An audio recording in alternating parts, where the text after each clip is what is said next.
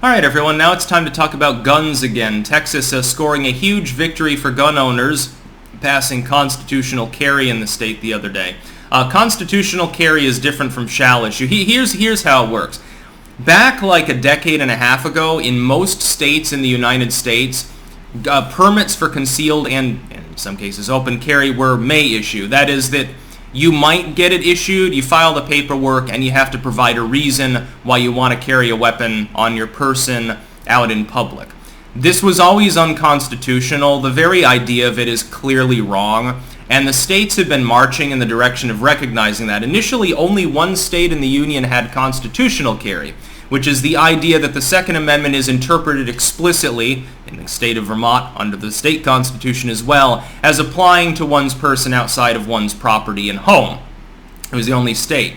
Around the 2000s, because of the partisanship that started surrounding gun control as an issue, gun control was actually supported a lot more like in the 70s, 80s, 90s. You had soaring crime, people blamed guns, they clamored for more gun control, you had the assault weapons ban of Clinton and so forth, ammo bans, regulations. None of it curbed crime. Really what curbed crime was the fall of the Soviet Union, the internet, and Chia pets. Basically, people became more consumeristic, and crime began to fall because criminals, literally, they found something else to do. They went off and trolled chat rooms and shit. I genuinely believe that played a huge role.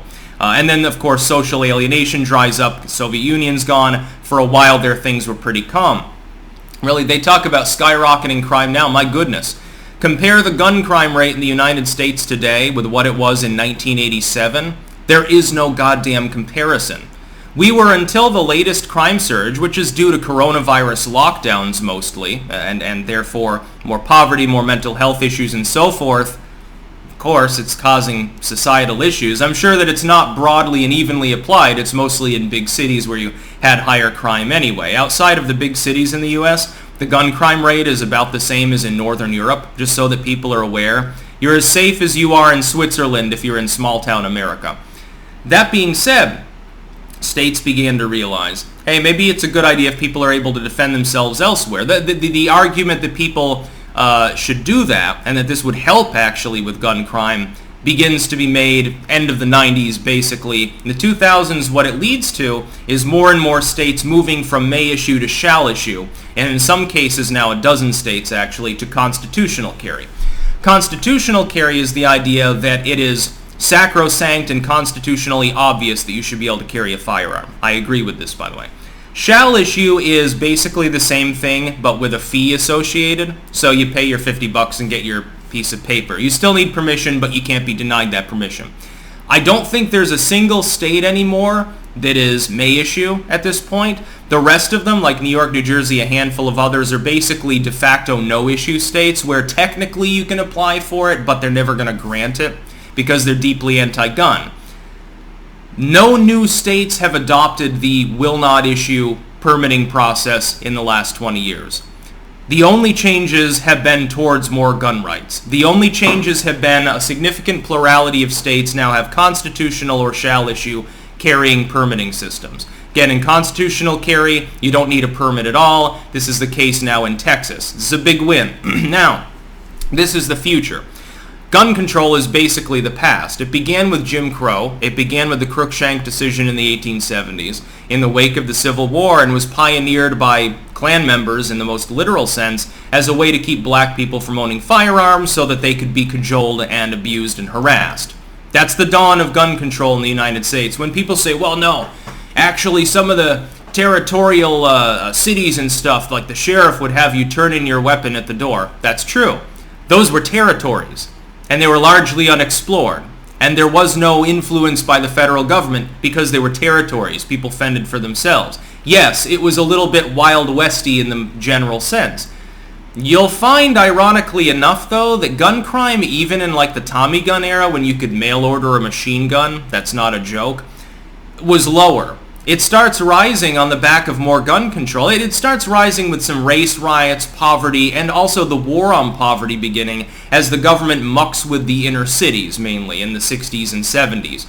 Crime starts to surge, Everyone freaks out and says ban the guns because they're obviously responsible for the gun crime. When it doesn't work, people start doing this, and this is working. The fact is that more guns in more law-abiding hands makes it harder to burglarize a house, to jack a car, or to gun somebody down on the street corner. Everyone should be armed in the United States.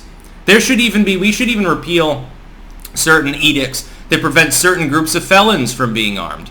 Yes, I genuinely agree with that. So, this person stole a car? What does that have to do with them being a naturally violent individual?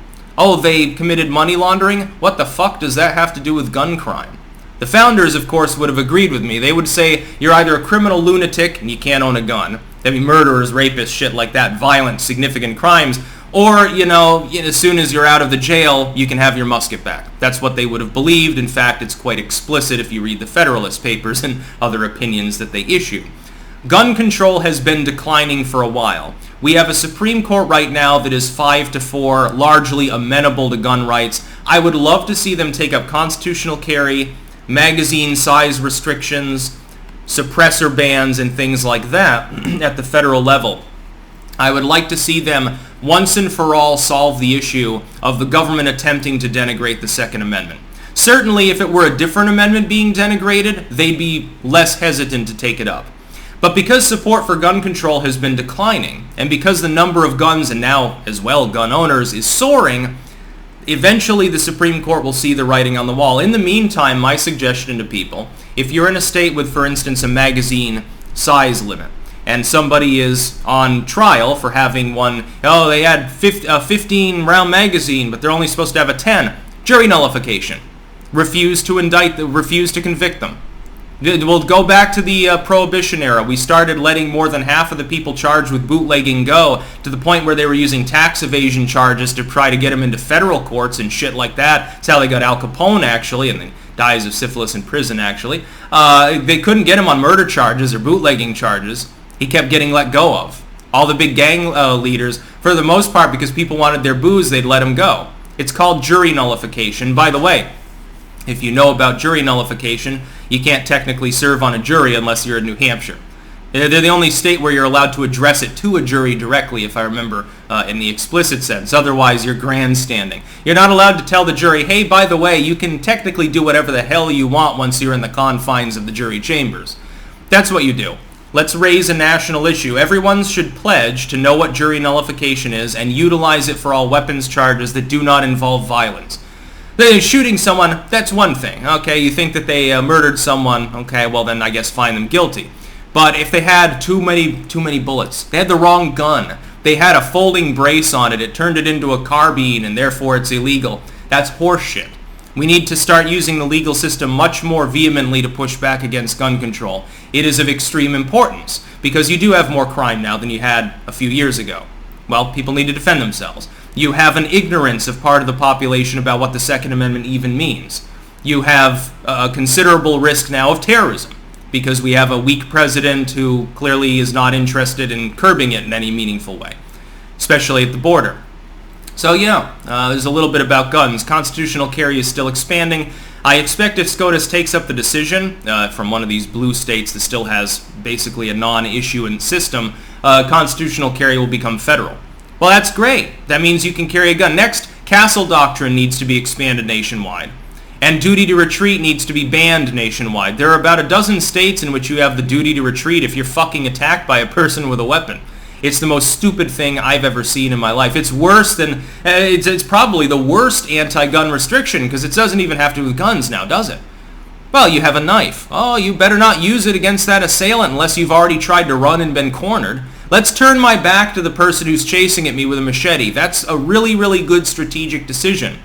But in some states, believe it or not, you actually have to do that, unless you're on your own property. That's about all. Peace out.